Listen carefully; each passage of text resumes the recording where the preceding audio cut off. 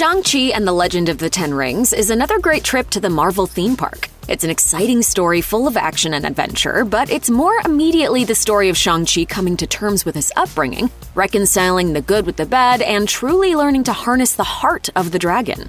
It's also the story of how martial arts, dragons, and Tony Leung are cool as hell. There is a lot that happens in this movie towards the end, a lot of action, a lot of overlapping set pieces, and a lot of cool monsters. So we'll try to break down the ending of the movie, both a blow-by-blow of the action and some of the themes. We're also going to talk about how each of the three main characters have their own hero's journey.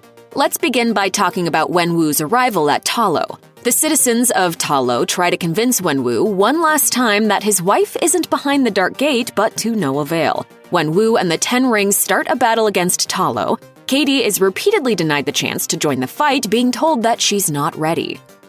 Right. Wenwu and Shang-Chi finally have a showdown, during which the father defeats the son and throws him into the water. Wenwu makes it to the gate and begins attacking it, freeing what are referred to as soul suckers. These small, freaky, flying creatures start attacking the village, stealing the souls of both Ta Lo citizens and the Ten Rings, including Death Dealer. The two sides agree to a truce and begin fighting the soul suckers together. As Shang-Chi sinks further and further into the depths underwater, the Great Protector, likely sensing that Shang-Chi has the heart of the dragon, awakens. Shang-Chi comes bursting out of the water on the back of the Great Protector, with the dragon eating many of the soul suckers. Shang-Chi is dropped off to fight his father, during which Shang-Chi finally harnesses the power of the elements. At this point, though, it's too late. The soul suckers have acquired enough souls to free the so-called Dweller in Darkness, an enormous lizard dragon alien who may or may not be based on the comic character Fin Fang Foom. The Dweller grabs Wenwu and devours him, with Wenwu expressing regret as the rings transfer to Shang-Chi. Shang-Chi rides on the Great Protector, who takes on the Dweller in Darkness. At one point, Xia Ling joins Shang-Chi, almost falling off the Great Protector and telling Shang-Chi to let her go. The moment reflects an earlier time in their lives when Xia Ling was left behind by her brother. This time, however, Shang-Chi says no, he's not going to lose her again. At this point, many people have been lost and the situation has become dire until Katie is finally allowed to join the fight. The Dweller tries to absorb the power of the dragon, but Katie manages to shoot the Dweller in the neck with an enhanced arrow. The beast is finally defeated and the village mourns those they lost. Back in San Francisco, Shang-Chi and Katie recount their adventure to friends, adding that Xia Ling went to her father's compound to shut down the operation.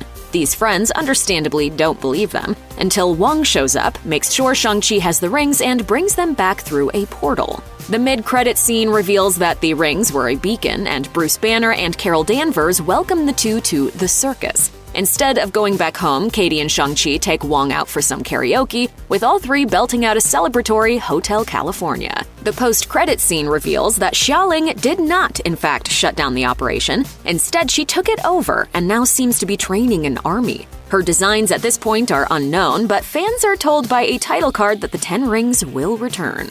Shang-Chi's transformation is both complex and simple. He started the movie as a man trying to move on from his upbringing, but nobody, especially people with literal supervillain fathers, can outrun their past. By the end of the movie, he has stopped running and come to terms with his upbringing. The good, the bad, the ugly, and the beautiful. He has the heart of the dragon, like his mother said. It's not 100% clear whether his father willingly gave him the rings or whether he retrieved them himself, but either way, the end result is that he is worthy to wield them. When Katie trained as an archer, she was told that she'd hit nothing if she aimed at nothing. At the start of the movie, Katie is proudly directionless. She revels in being good enough at a dead-end job that allows her to party all the time. Now she has a purpose. However, she still makes time for late-night karaoke. Xia Ling, meanwhile, had to learn her skills in the shadows. Her father would barely acknowledge her, much less train her. She also learned not to trust people, especially the men in her life. It's too early to tell whether she trusts Shang-Chi again, but now that she's in charge of something more powerful than an underground fighting ring, it's clear that she'll never let women be sidelined again under her watch. You're like such a badass. Everything that you do is like so cool. Check out one of our newest videos right here. Plus, even more Looper videos about your favorite MCU movies are coming soon. Subscribe to our YouTube channel and hit the bell so you don't miss a single one.